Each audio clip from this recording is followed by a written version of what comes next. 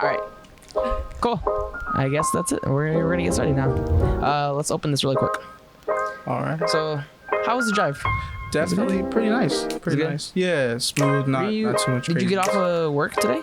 Yeah. Got off at 3:00. Picked up my mom from work, and then here I am. Nice. You're still doing that one job, right? Yeah, security. nice. Yeah, at the resort on Marco. Nice. Damn, I forget you live all the way in Marco. That's crazy. Right around there. It's an interesting place, you know. I lived there for a while, but. So let me pour yours first. Oh. So this is your first time trying a Duke and Dame. That is true. Let me know when to stop. Yeah. You good? Okay. Just making sure. You just stop. Oh, my bad. This might get a little crazy. This is so we got a whole hour to talk. So that's true. It's good for us to open up, say a little what we want to say. I am gonna mention right now that this isn't gonna be sponsored by Duke and Dame because Paco decided to actually buy his own. I did. And bring it for the podcast. So it's not sponsored, but I'm gonna leave it right here just so you guys wanna check it out.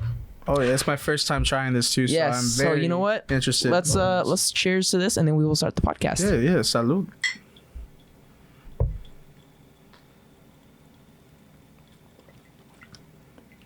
Oh wow. Nice, right? Wow. Yeah, it's like the smoky caramel type of thing. Wow. All right, so I'm gonna introduce you. Okay. And then you'll just come on in and we'll just get it started. All right. Sounds interesting. All right, let me pull out my notes because I wasn't prepared. Okay. Why? Before we start? Wow. You're good? Okay. All right, guys, welcome to another episode of the Passion Project. Today, I am with a new guest today, someone that is a young hustling artist out here that is basically making a name for himself in his own creative way. He's got a very unique style when it comes to the type of genre music he makes. So today with me, I have Boy Paco. How's it going, Boy Paco? Appreciate you. Fantastic. I appreciate you. Thank you for having me, first and foremost. And thank you for that lovely introduction, too. Do you like to go by Boy Paco more, or do you like to go by your government name? If you're the tax man, then no. But I mean, Boy Paco, it's definitely interesting. I'm getting a little bit used to people calling me Boy Paco. Nice. I've been going by Paco my whole life, but having that boy in front of it is kind of... It's like almost like a weird like brake pedal step. So are you going to keep Boy Paco when you're like in your 40s or 50s? You might have to talk to my management team about that information. No, I'm not there yet. Man, Paco? but it's definitely part of the plan eventually. For sure. Nice. That's cool. Well, hey, what did you think of the Duke and Dame? Duke and Dame? Hold up. Let me tell you again exactly. Let me see what... You can hear that, right? Now, let's see what it tastes like. Oh, look at that. The taste. Just so everyone at home can hear this. Delicious. Yeah, nice. Definitely. Do you like the caramel taste out of it? I really do. I haven't tried a lot of flavored liquors. I've one thing about me is like when it comes to flavors, for example, like the texture of watermelon physically, I can't stand it. I don't know why. Nice. But the flavor of it, like when it comes to like slushies or like candies, I'll devour a whole bag or a whole slush. It don't matter. That's crazy. It can be, not healthy, but definitely interesting. But with whiskeys and stuff like that, it's my first time having something like this, and it's pretty smooth. Awesome. Would you recommend the Duke and Dame to other people? I would definitely. It feels like as if you have like a fireplace and you're just chilling in that like nice leather like seat right there, just slumped over, you're looking nice. and thinking of life like, wow, we really made it out here thanks to Duke and Dame. Oh my god, I love that. I love that. We might make that into an actual commercial now. Starring Boy Paco. Duke and Dame, you know my number. That's awesome. Well, Paco, again, I really appreciate you being on the podcast with me. This is the fourth episode, so you are my fourth guest today, and I know so far I've only was able to post one video, and I don't know if you've seen that podcast yet, but obviously the Passion Project here is we're here to talk about you. Yeah. I'm here to ask you about like your personal life and about your music career. What makes it so passionate to you to want to be an artist in Southwest Florida? So let's start with where did you get Boy Paco from? Do you want to hear the long story or the short story of it? Because you pick. You pick. Well, you did say we have an hour, so let me to make a long story short. So my government name, it's Francisco. It was a name given to me by my mother and father, named after my father. And in Mexico, like how you have like let's say like you got the name Richard and you have Bob, short for Richard. Still don't know why. How that happened, but with Francisco in Mexico, the equivalent to that would be like Pancho, Paco, or Paquito. So my father was already Pancho, so they put me as Paco. So I love it. Yeah, I've been growing up with that name. That's why I said ever since I've been growing up with it. That's cool. That's cool. I have a cousin named Paco, and I think it's like I like the name of it, just to say Paco. Yeah, he's probably pretty dope too. He's a dope guy. I haven't seen him in a while, which I hope he's doing all right. But that's cool. So when was this, like, I guess, when did it start? How did it start with the music thing? Ooh. With the music thing, it really started off when I was like in my younger days. Mostly I grew up listening to like Taylor Swift. How old did you say Kingston. What you were? Like I was like 8 to 9 years old. Okay. And so you're still in middle school, I think, or starting middle school? I was a genius back then. No, I was elementary school, 8 or 9. Yeah. Nice. Yeah. Okay. Nice. Like third, fourth, like probably third grade ish. All I did starting off was like writing like some lyrics here and there, poetry here and there, and I started getting into poetry a little bit more, and then from there, those fundamental skills kind of just switched me on to music. So, but taking it professionally, I want to say, or even attempting to do it professionally, I want to say since 18, 19 years old. Nice. Stuff like that, yeah. So were you recording everything by yourself, or did you end up meeting other people to work with? Oh, it was a multitude of things. I started off with just buying my own equipment, doing the DIY type of deal, stuff like that. So you attempted to make your own music. That's the perfect way to say it. Yeah, I definitely attempted. I started off with just like a rinky-dink microphone and then like a regular laptop. Are these songs out software that we can? Thank God, no. So we can't find these. If you can find my old rap name, for sure you can find them. I'm guessing you won't tell us. Moniker. Again, you gotta go through the management team for that one. We'll find him. I hope the comments. You guys tell me what his name. If you find him, you let me know. See my face right now. That's no. Just protect your eardrums. But no, it wasn't that bad. But it was definitely like like a young kid rapping or trying to rap. And nice. Started off with home stuff. Had a friend of mine who heard I did, and then recorded him. So I got some practice out of that. That was my first attempt to work with different artists. But from there, it went to move on to actually work with some people. That didn't start until like high school when I got to go back into recording. Besides doing my own stuff, there was this kid named Cooper Hodgson. Go like after school to his house almost every single day when we met through a mutual friend of ours who heard I also made music and he was trying to get into it. Nice. So I'd go to his house almost every other day. It was pretty cool because like growing up on Marco, like you gotta keep a perspective. Like so I grew up with like there was like a 2-bedroom like duplex type of deal with like almost 6 to 7 people living in it until like maybe 11 years old. Yeah, and then we finally moved out to a different place where it was just me and my family, because the family was growing. So just to see like, and the wealth disparity, especially on Marco Island, like I came from like a working class family. Down the street, that duplex story, down the street you'd have like a mansion worth well over $1 million.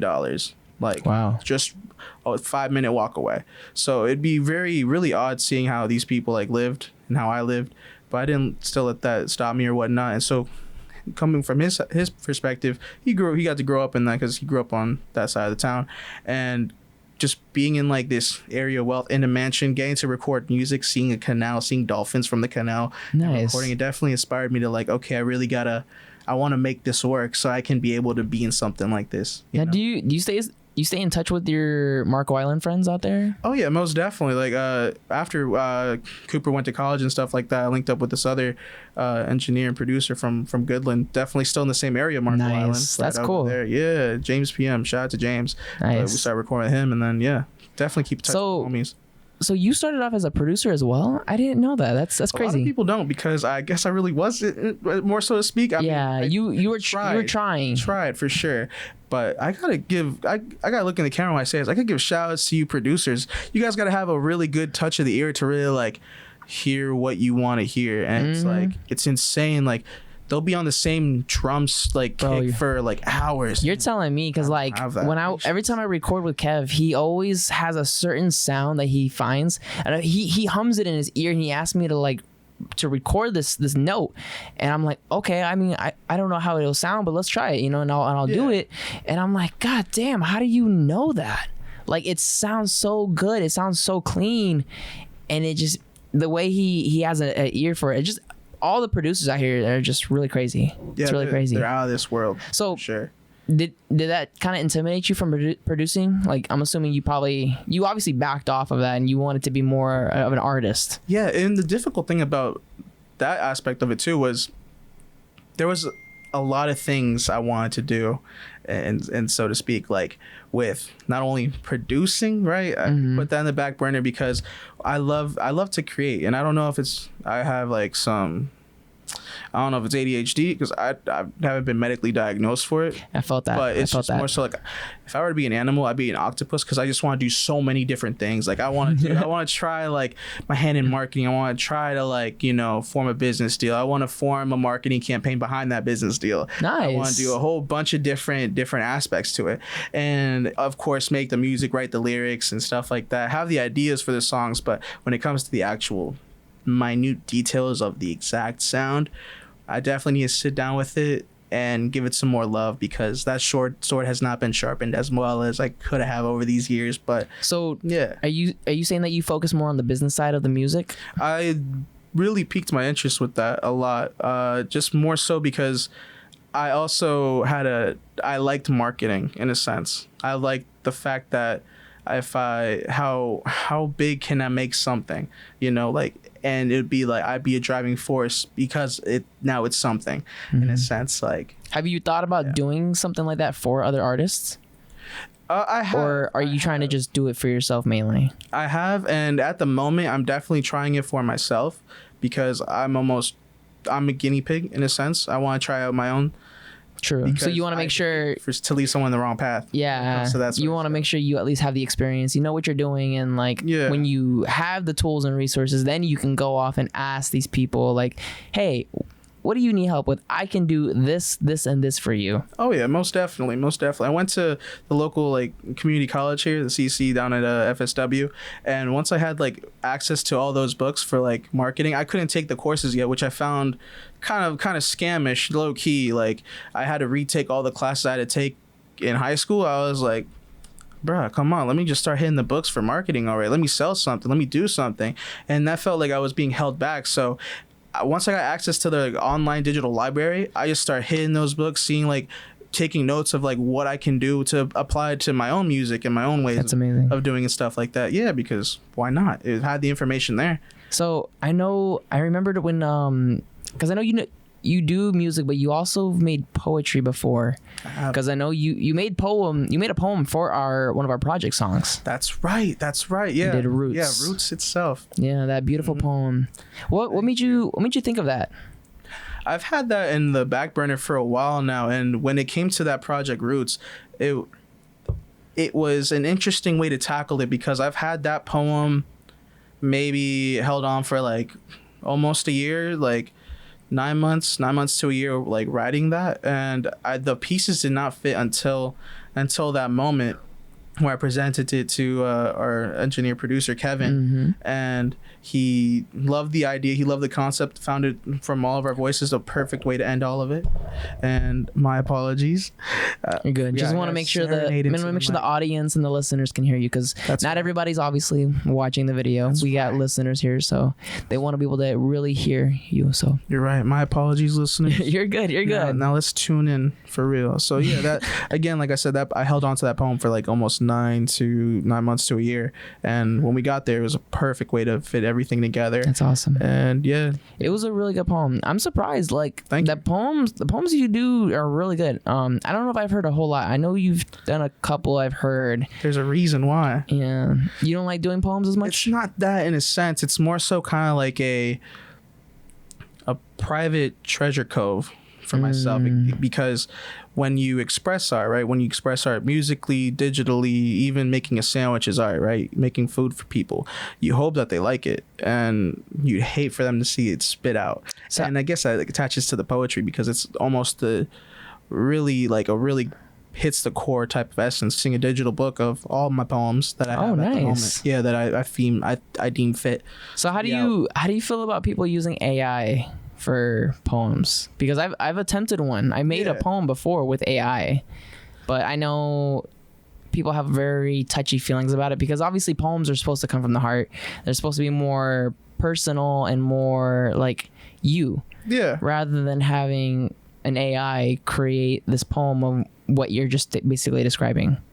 I would say definitely that AI, in a sense, it's a tool. It's here to stay now. This technology. You can only hate it when it stops working, in a sense. But you give that personality to it. It's as if like you go to a random word generator. Give me a random set of words. They give you a random set of words. Will they all fit? Not necessarily. You, at the end of the day, are the creator to rearrange the way you say those words, make those words into reality. Is it a cheat? Is it a way? I see it as a tool to help you get to crack open the coconut to get to the juice of it. Nice. I like that. So for those of you who are listening and those of you guys are watching, obviously, me and Paco know each other pretty well.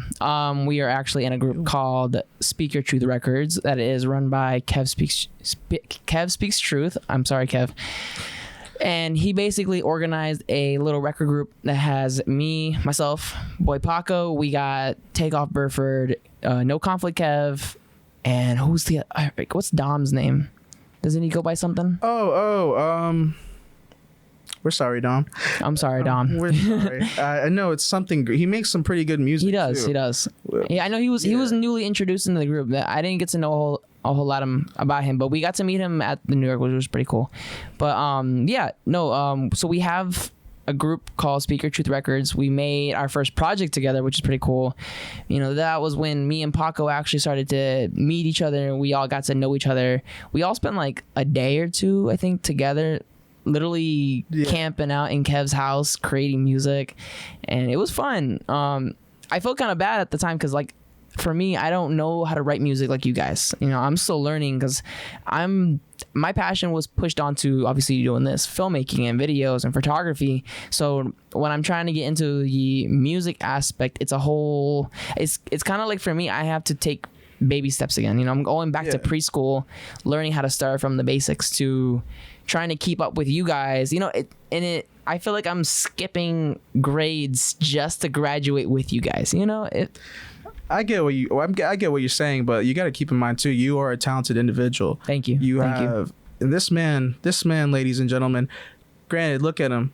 He looks fantastic on camera. He's a killer behind the camera, but his vocals will destroy you. You're an amazing, talented singer, and you definitely have the capabilities of it. Absolutely. And I appreciate you come out of your shell from seeing those, like, staying overnights and stuff like that. And the beauty of that project was the fact that we've all heard each other's names in conversations, but we never really sat down and really had a one-on-one conversation. Meeting you was because of that project. I've heard your name various times, but I've never seen the man behind the name. And getting to work on that project, I got to hear who you are and see who you are. Same here. Yeah. Like when I didn't get the chance to meet you, but I got to hear your music right before I met you.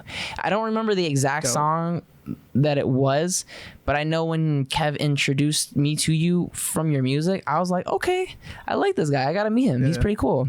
That's dope. Yeah, he played you some of that new stuff, not the old moniker, the old. Probably the new stuff. Yeah. Yeah, hopefully.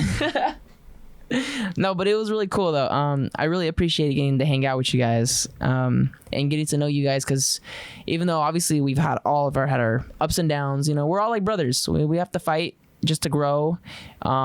And I truly care for all you guys because you guys have helped me progress. You guys helped me really open up and I'm able to figure out the type of artists in myself when I'm with you guys, especially Thomas, because Thomas, he's helped me a lot. You know, we made about what, 2, 3, I don't know, I think 1 or 2 songs, bro. That are currently out. Yeah. Just had to say that. Yeah. So we do have songs out, but In the Vault, crazy. and then we got to make one together too. I know we've been thinking about some ideas. The idea of it for sure, because I know definitely I can get into your mind a little bit and hear how you want to sing and write how you can go about it for sure. We just got to plan a day. It's so hard. I know. You live all the way in Marco Island. I'm It's up tough. in here in An island boy. Lehigh, so it's a travel, and then we're both obviously working. So, Of course. no, I'm excited though because I want to make some music with all of you guys individually and see what we can create separately. You know, even though we've made a collective song together, I want to be able to challenge myself too and figure out how I can use my voice in different ways that I don't expect. For sure. You know, for sure. Even if it's trying something that makes me feel uncomfortable to try, I want to see how it sounds, you know, because I don't know. I might end up liking it, you know? That's true. I got to tell the audience real quick. So he has this thing. It's a voice memo at the moment, but it's a piece of gold that we captured on our way to Miami. Midnight Rider. Oh, man. Yeah, you see, you hear that? Oh, man. Yeah. It's got some gold nuggets in there. You got to tell him to drop that. That was a good vibe. I remembered it was like a very lo-fi, we were like cruising on the road. Yeah, you were elegant with that. Do we still have that beat? I still have everything. So he was singing on our way to Miami, right? And he didn't know I was recording because I knew the moment he saw that I was recording, it'd mess him up a little bit because I am the exact same way. So I had like a little folder. I propped that folder on the side, had my phone, hit record, like a little CIA op, and we got some gold because of that. And yeah, you gotta Hell yeah. you got something. You got I definitely. You gotta let me hear that because maybe we can start writing something to that because yeah, I'm down for that. I'm trying to get back into the stage of writing, especially now that we're planning on things in the future. I don't want to spoil it because I know we're not fully figuring things out, but it's all in the air, but with great perspectives looking out into it. We're looking to doing some nice shows for you guys, hopefully in the near future.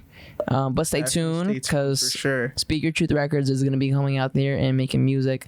And I just want to make sure I have at least a good and decent enough catalog because you guys have way more music than me.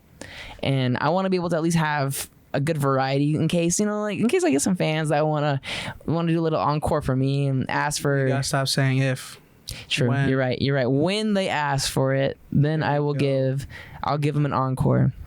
But I'm clapping for you on the inside right here. Oh, thank you. Shout out to you, dude. Yeah. But yeah, no, I think it's really cool. Again, and shout out to Speak Your Truth Records, everybody that's in the group. I'm hoping to actually get Kev next in the podcast because I would love to get a producer's perspective on the music side and what he does because I know he does a lot too.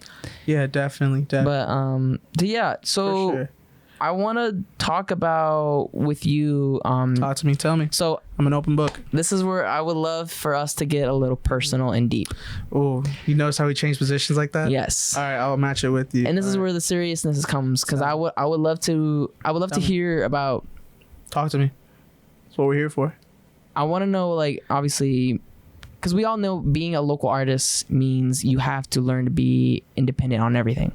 Yes. Because not all of us have the resources. We don't have the craftsmanship, and we don't have like the support that most of us do.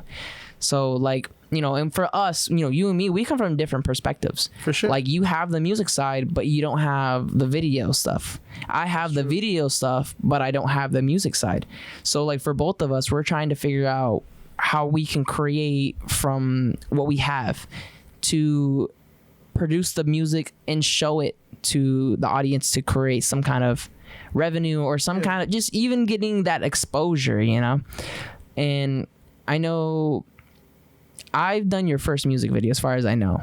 You did. So it came out amazing, by the way. Yes. If you guys haven't seen Mamacita, that is a fun music video that we did for Boy Paco, which was on Cinco de Mayo, which we'll talk about in a second. I'm curious about that. We'll circle back to that. But I want to ask you about like has being an artist ever affect your mental health in a way?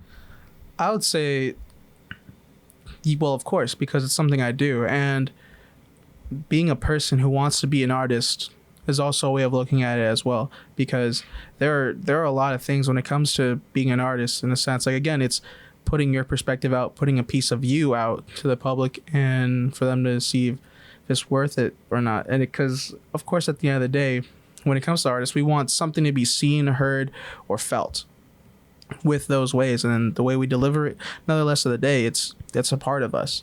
So with that, it's more so like definitely a balance of like, you gotta know your self-worth, and also like, hypothetically speaking, if it's to a level where it's like it reaches to the masses, you can't let it go in your head, you know. And I know it could be very challenging too for a lot of artists that aren't able to acquire the funds to even hire like a videographer, you know, because they want to show that quality that matches their music, but they can't provide it. So a lot of people are either just throwing their music out there, or they're trying to make something with their phone. So like, have you ever had that kind of situation where you aren't sure if your phone quality has ever been enough, where you wish you had more but you couldn't?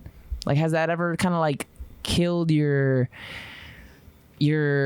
what's the word, I guess, energy or your motivation in the music? Yeah, absolutely. I would say it's definitely like I'm not gonna say roadblock, because when it comes to me, I see it more as a hurdle. It's just another extra step to get into what I want to do at the end of the day. Nice. So when it comes to that, it's like, yes, I might not have the best camera in the world. You know, the phone, it just barely gets by. You know, it's like the tortoise in the hare race, but who usually wins? It's the tortoise. So with that being said, when I see an idea and it's like, dang, I should invest in a better camera, or I should get one in the nearby future, or I don't have one right now to produce this kind of idea I want, it's more so, okay, well, I don't have this, but how can I pivot it into something just as great with what I do have? So going outside to different resources, like a couple of great sites like Canva, Adobe Spark for students and whatnot. Those are two great free ways to get your art out there, going through and makeshift and stuff like that. Another great resource that's a little slept on nowadays is Reddit.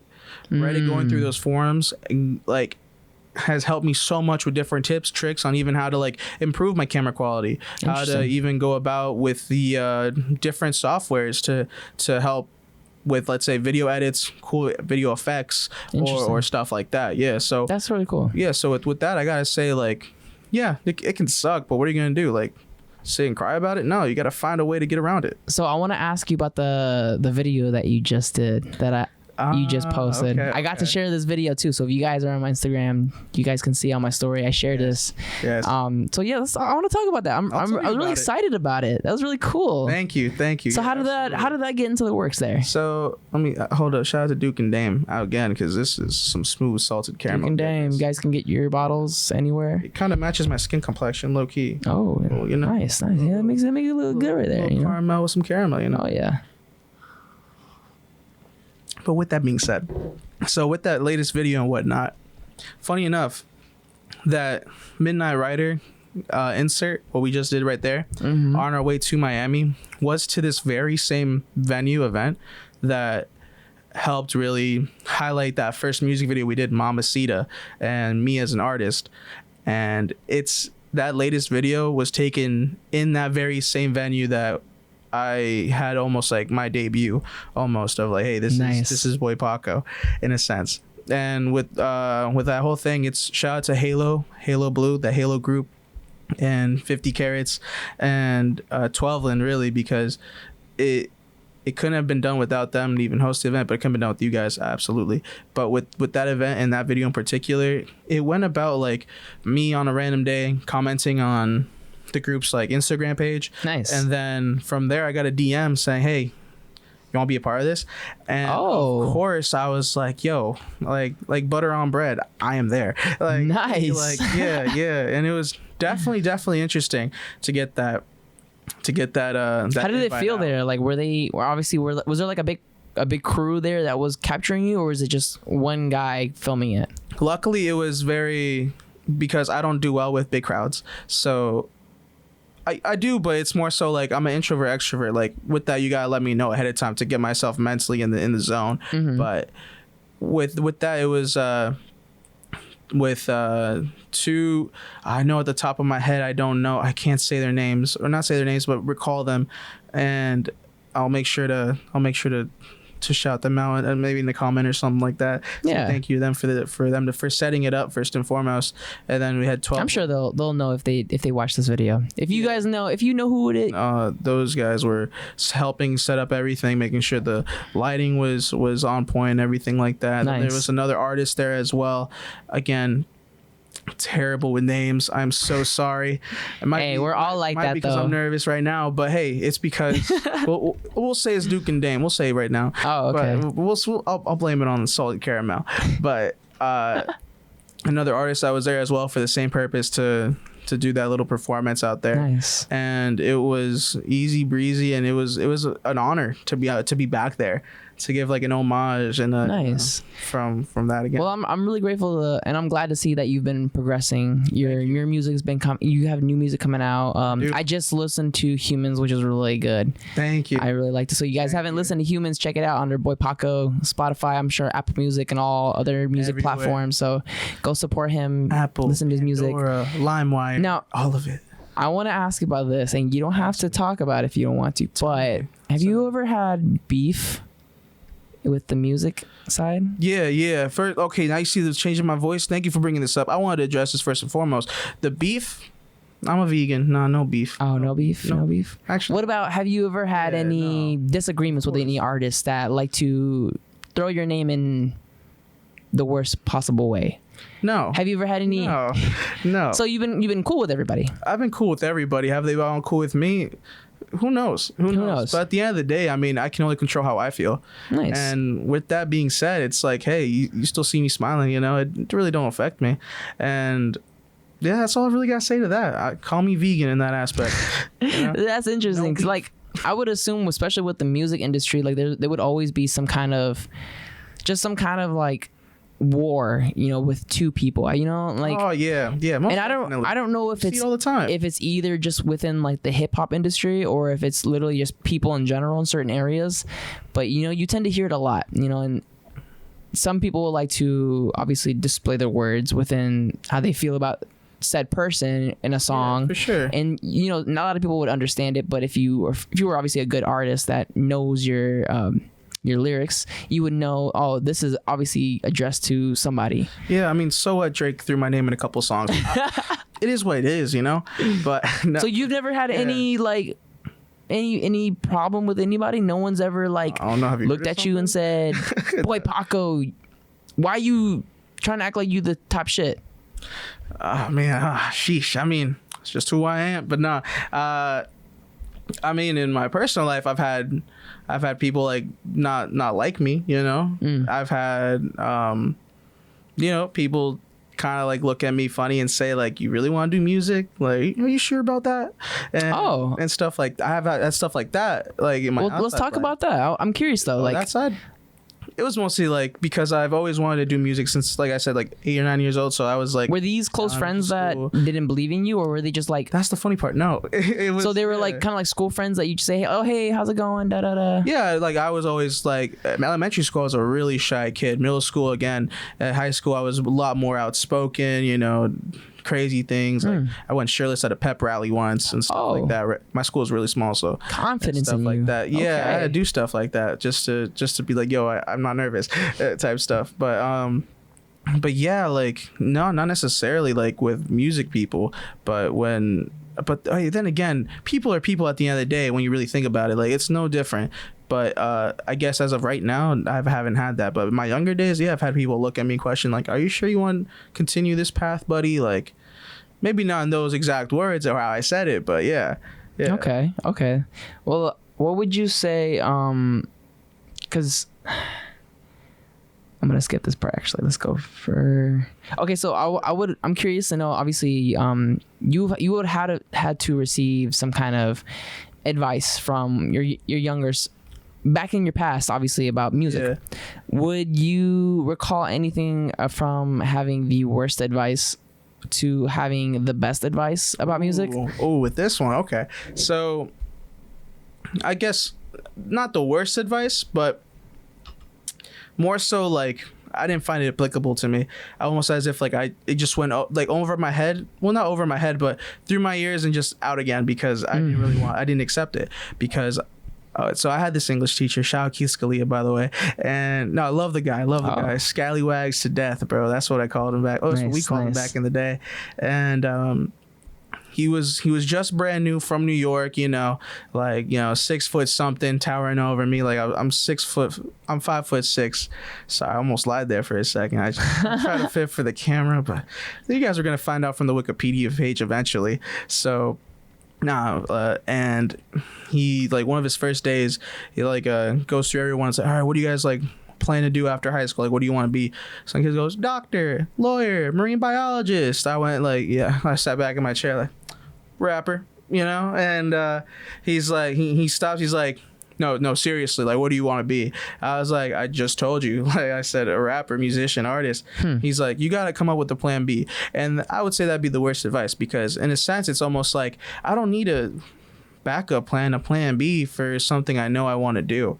Necessarily, exactly. Like how it's like almost a fall back on. Like, not necessarily. No, I'm just figuring out ways on how to achieve that, like almost having like that big idea again, like the hurdle, like okay, what are these hurdles? Because you don't want to basically admit defeat on being okay. Well, yeah, I guess I'll just go to school to be a nurse, or I guess I'll be a police officer. No, you want to be a rapper. Yeah, that's your set goal in life. That's who you are meant to be. Exactly, like not just yes, a rapper part of it, but an artist expressed that way. That's why I went to school for marketing. To be able to do that aspect. So was that my backup plan? Go to college and be a marketing person? It's part of the plan.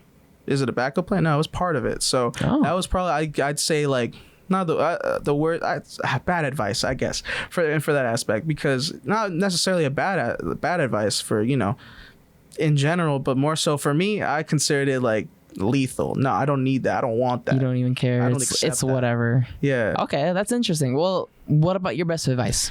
Oh yeah, the other dime flip.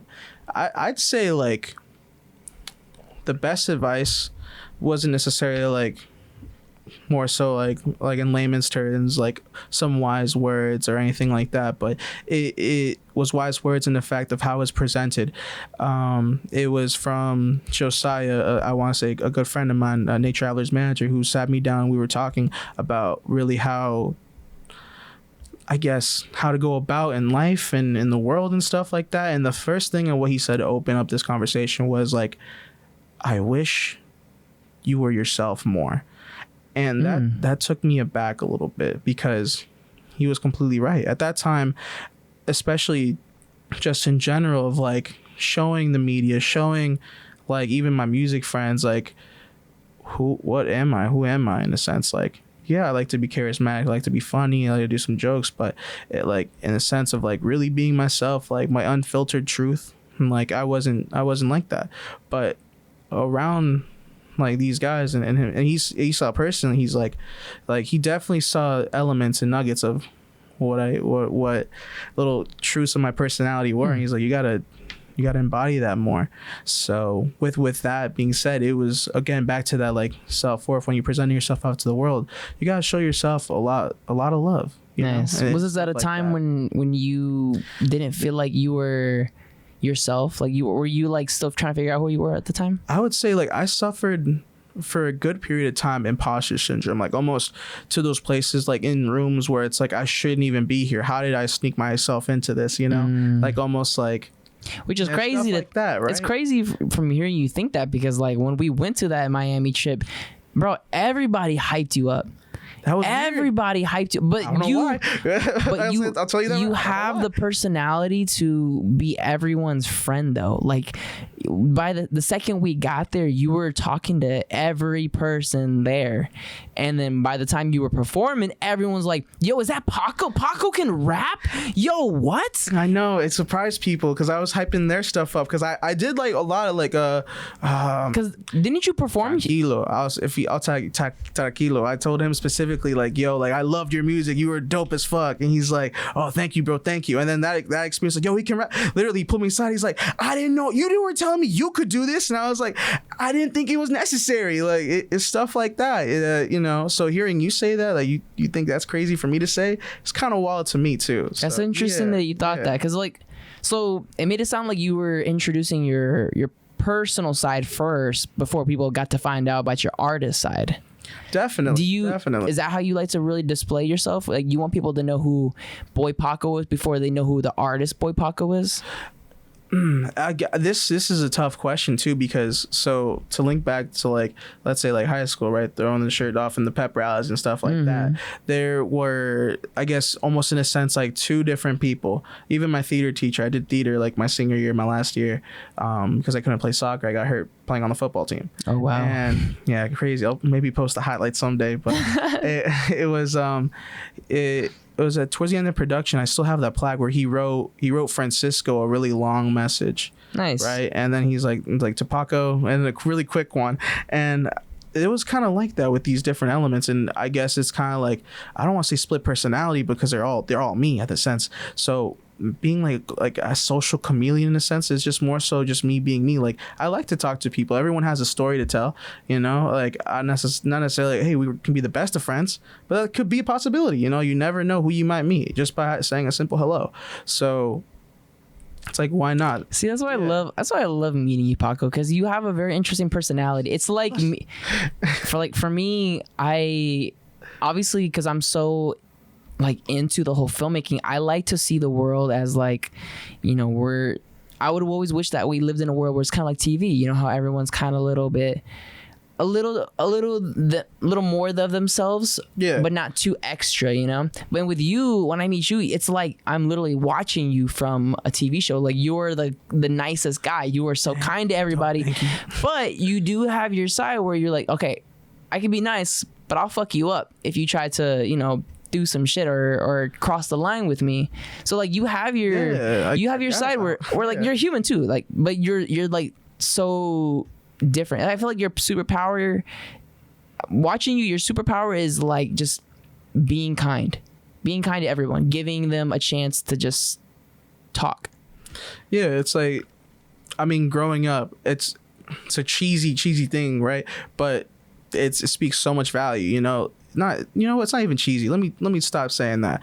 It's a good rule to have. Treat others how you'd like to be treated. Of course. Like, that's been hammered to me since like elementary school. They said that in the news, like the daily news every day. So I was like, it's a good rule to have. Exactly, because no one wants to get treated like shit. Like, especially that's a good way to get your ass beat. Like, especially when you try to meet other artists that you admire, or you look up to, you know, if you give them a certain type of energy towards them, they're gonna feel a certain way, and then obviously give that back to you. Yeah. You know, and then especially when other people are wanting to meet Boy Paco, you know, you can't just be like, oh, hey, what's up?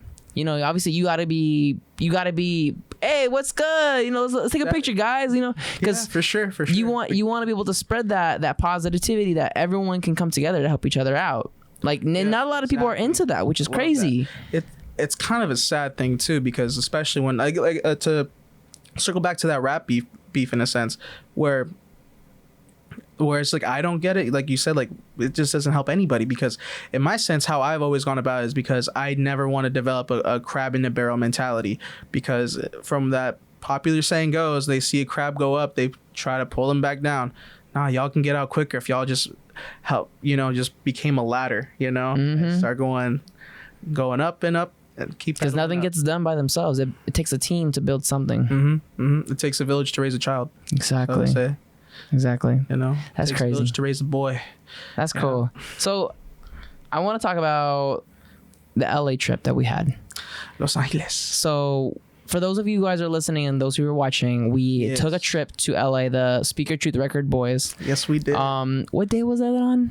I'm trying to remember now. We don't know the date, but we'll tell you about the journey. It wasn't long ago. I think it was probably around the beginning of the year. Yeah. May. Yeah, May. So it was yours truly, Boy Paco, Kev Speaks Truth, Takeoff Burford, and No Conflict Kev. We all decided to take a pretty much like a spontaneous trip, or not really a spontaneous trip. There was a performance in LA that we were going to attend. We were there to show up, and we made for Kevin. Yes, for Kev. Yeah. Kev Speaks Truth. Appreciate him. He essentially what happened was like, I guess, but for the viewers at home who don't know, you're about to. So Kev Speaks Truth had this opportunity to not only assist but be part of a show with Amber Ryan's Underground like artist showcase and stuff like that. So he went out to do his thing, and what better way to just have a reason to go to Los Angeles to support our homie. That's a great reason to celebrate. Exactly. And the fact that we all like were like automatically so down to go about it was also a beautiful thing, because anyone can come up with 100 reasons to say no, but all it takes is just one answer to say yes. And this was a big experience for all of us, because this was probably our first time taking a trip together. So obviously, we had to figure out if we could do this type of thing together, and like I said, it was definitely a challenge, obviously at first, because especially we were all coming in at a different timing. I was having issues with the stupid rental cars, which LA was not tough. It was interesting, but what trip is not without its setbacks? That's what makes the little memories, like, man, and that's what made our memories. And the beautiful thing was about it, like, we had this whole game plan going down. We took 2 separate vehicles, and in a sense, it's like the last time we were all together was at a gas station in Naples, saying, all right, boys, so the next time we see each other, we're gonna be in Los Angeles. Exactly. All of us, like, I think total in our group, we all took 3 different flights. It was you and Takeoff Burford Thomas, and then it was No Conflict Kev by himself, and then it was me, my cousin Cipriano, and Kevin, all in one flight to Los Angeles. All and that was routes. That was a pretty interesting flight. We were just hoping that no one's flight got delayed or any other issues. I was kind of cracking up because I was watching Takeoff sleep during the whole plane. They gave him one drink. I'm sorry, Thomas. Takeoff, I'm calling you out on this, but they gave him one drink. Do the air horns. They give him one drink and my guy passes out. But I know like slumped. When you're in a higher altitude, obviously, they put you to sleep. But it was funny. It was pretty funny to watch him like just enjoy that, because it was his first time on the plane too. So it was pretty cool. You know what's crazy? This is the first time I'm hearing it. This is like Area 51 classified being unveiled. Because me and him, we like to like one up each other when it comes to drinking. Now that I'm hearing this, I think I got the one up right now. It was a very fun experience. I know he had fun, and we all did. Yeah. Bro, like, honestly, being in LA was a whole different scenery. It was the different vibe. Granted, there wasn't a lot of nice spots, but we got to see a lot of nature spots. We didn't get close enough to see the Hollywood sign, which I was really hoping to see it. But we got a decent amount of shots. Gives us a reason to go back. I was able to get as much as I could, like, especially because you used one of the Hollywood sign videos that I got, which, like I said, it wasn't close, but it was good enough. Fantastic. And it was beautiful. And oh my god, we got to try In-N-Out for the first time. That was, I think we got a little addicted to In-N-Out because you can see my eyes kind of twitch. I don't know what it is. The tomatoes, the lettuce, animal style fries. I know it's just $1,000. Oh my god, the animal style. Oh my god, it was. It changes you, bro. Like you couldn't eat anything else. We couldn't eat anything else. We would always go to In-N-Out, which was crazy. You know what's crazy about that though? Which just really takes things into account and perspective as well. An In-N-Out meal was almost like the equivalent, if not a little bit cheaper than a family-sized box of cereal at a grocery store there. Yeah, which was insane to me. Yeah, which was insane. It's like almost like $4 or $5, I think right about there. It wasn't too much. I know that. I saw a box for that was like $8.94. Yeah, that's crazy. Like I was like, yo, that's crazy. There's some people still making minimum wage out here, and that's a whole 2 hours. Yeah, there's a cereal box. I think it's ridiculous. I know. So insane. I would love to know. Tell me what's gonna be the future for boy Paco. Like, even if it's at least a roller coaster. Oh, interesting. Yeah, a bright roller coaster. A bright roller coaster. You think a lot of ups and downs? What's life without its ups and downs? What at least your next 5? at least your next 5 years. Like, what's your game plan for the next 5 years? I hope to be happy, healthy, contact with my friends, family. I know those are things I can at least try to control in life. When it comes to business plans and whatnot, I just keep it consistent, keep it going, and it's people like you and viewers Appreciate like you that keep me going to even continue this like overconfident teen dream of like, I don't need a plan B, I want to be a rapper. Like, I need this, and I'm gonna do it, of course. And it's always good to have friends too that help out and support you, especially doing the impossible that you feel like it's a hard dream to accomplish. But when you're surrounded by a lot of people that are also trying to accomplish the same dreams, for sure, it feels a bit easier because now you see you're not alone. And definitely. When you're around 100%. The right people, they can say, bro, you got this.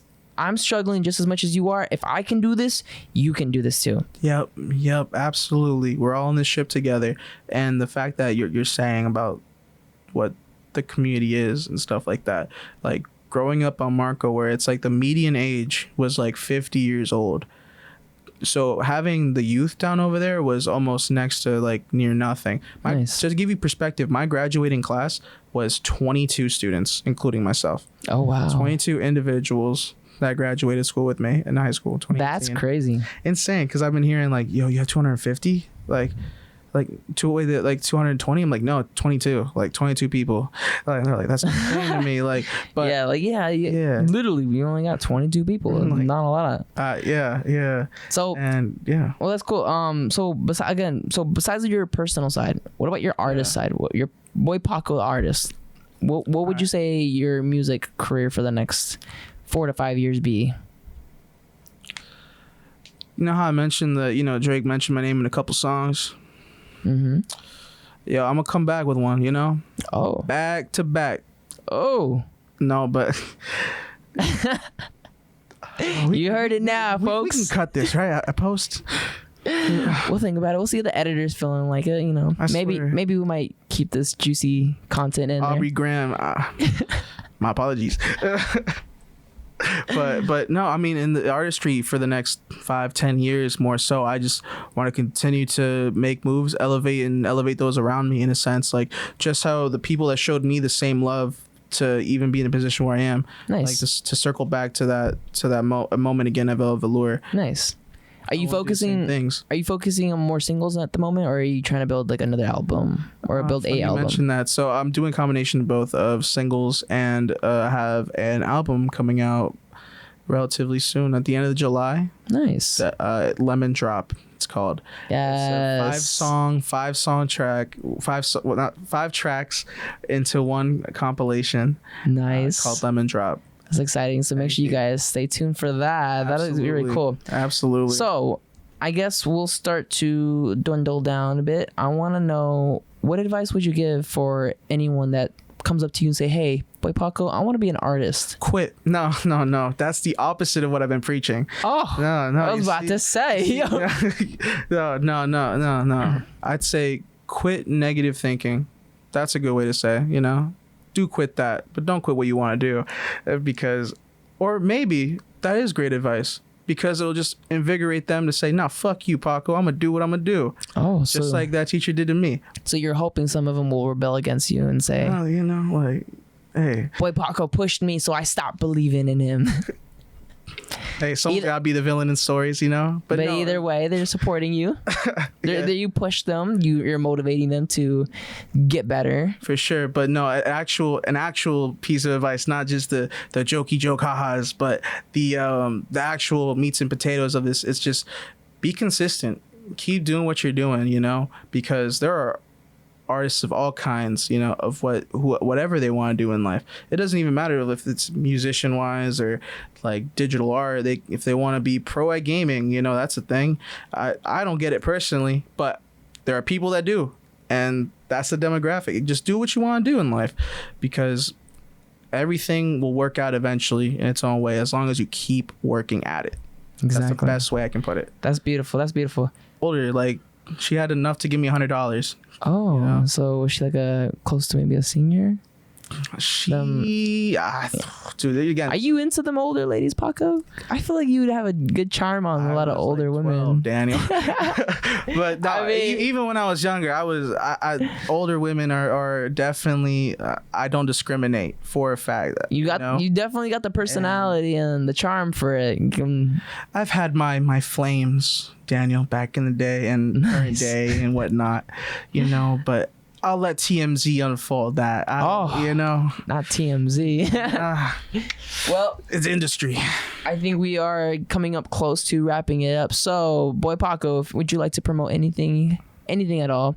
Just know that this is probably going to be a little while until I post it, but that's cool. Anything you want to promote now that'll probably end up coming out anyways, but yeah, definitely upcoming tracks that I have coming out for sure. Back in the Day, which was featured in that clip, was an unreleased song. By the time hopefully this is released, it'll be either on the verge of being released or already released. I have a track I made called 4 a.m. that's going to be coming out relatively soon, but definitely Lemon Drop will be out by the time this is out. And what I want to say about this project is, in a sense, it was made at a time where I felt that the life I have right now is a weird in-between place, experiencing places that wouldn't let me in because I said my name was Francisco. I had to tell them Boy Paco and they let me in, which was also a very odd experience because it's like I didn't expect it to reach it so soon, but it's not like it's an everyday thing, don't get it wrong, but it's just an odd perspective to think. So with this project, it embodies how life gives you lemons. You can make lemons into anything. You can eat them straight up, put some sugar in it, make it into a drink. Like, so it's in a sense of you do what you want with life, but just be careful with it. Nice. Because you only get one. Oh, what about social media? You can find me on all platforms except OnlyFans. That has not been uploaded yet. But it's in the works though. We're working on it. But on Instagram, you can find me at boy_Paco. That's BOY_PACO. Instagram is the same. I think I just said that, didn't I? Yeah. One more time. You can find me on Instagram at BOY_PACO. Facebook, Snapchat as well, same name. And YouTube, definitely at Boy Paco. So yeah, check him out. He's gonna be. Liked me, if I made you laugh, click on the link. He's going to be on all platforms, and I'm excited. I'm hoping that you do definitely post more content on YouTube. At least do some nice vlogs, and I would say, like, I would love to see a little bit of behind the scenes of you guys into the creation of your music. So oh wow, yeah, okay, that's a good one for sure. If it's something that you're willing to do and show, I think that'd be very interesting. If even if you bring someone with you, if you bring your cousin with you, have somebody record you and just show you doing these little things, talking to the camera, because I think the audience would love to know how Boy Paco thinks. Wow. Yeah, definitely. Because you get a really deeper connection with your audience, and your fans will love to know, like, wow, Boy Paco thing is very different. I love it. I'm invested, and I think that might be the new wave. But the crazy thing about it, right now you're giving me the opportunity, which again, thank you so much for having me on this project. Of course. And I guess this is what's beautiful about it, and you're giving me a chance to speak on that with this platform. So again, I thank you for giving me that opportunity. And I appreciate that. I'm glad that I got to get you to talk a lot of deep stuff, and I know this has probably been very nice and at ease. It's probably been also very hard. Refreshing. Yeah, it may be refreshing. Because I get to talk to you again. It's been a while since I got to sit down with you and talk to you. This is great, and I'm really grateful. So thank you, Boy Paco, for joining me on that podcast. It was really great. Thank you, Danny. And I'm excited to see you soon, because we're going to be doing a lot of things in the future. So stay tuned for that. Yes, stay tuned. But yeah, thank you guys for watching the Passion Project. This has been great. I love you guys all. Make sure you guys hit the like and subscribe if you're watching on YouTube. Please share and let me know who I should have on the next Passion Project. And if you have any questions, any topics, or even any segment ideas that you would love for me to get involved with these passion creators here, let me know. So thank you for watching, and we'll catch you on the next video. Peace out.